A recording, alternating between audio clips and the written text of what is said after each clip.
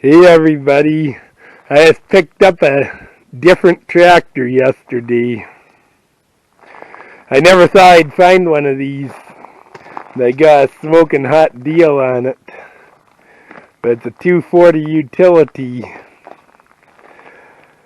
And what the deal is I'm looking for like a Super E or something with the touch control, put a belly mount mower on for my acreage here. And I add up talking to a guy who had our Farm All 300, so we sold it to him, and then said, well, I got a Super E, and he's got a real beautifully restored Super E. And I'm not saying it's too much money, but it's more than what I could spend right now. So he had this, and he gave me a good deal on it. It's like he wanted me to have it all right. And I've got no experience with these 240s.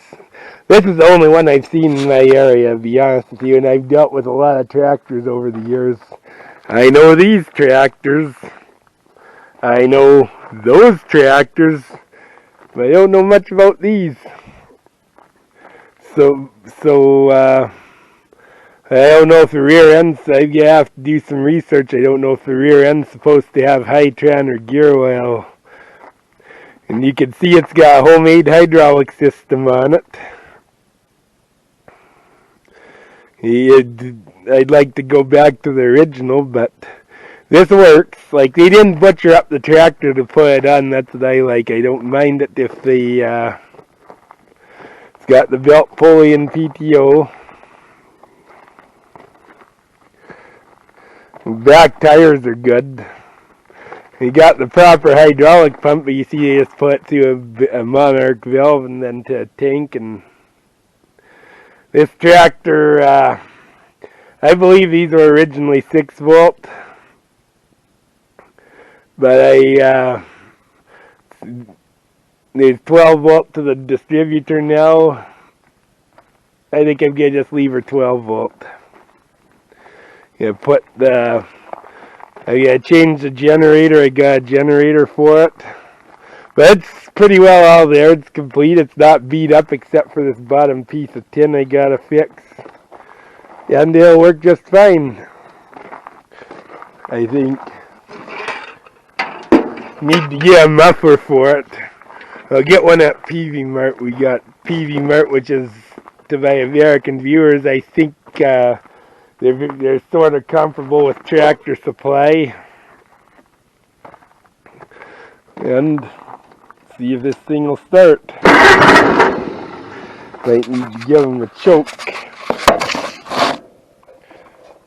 Need a choke cable for them.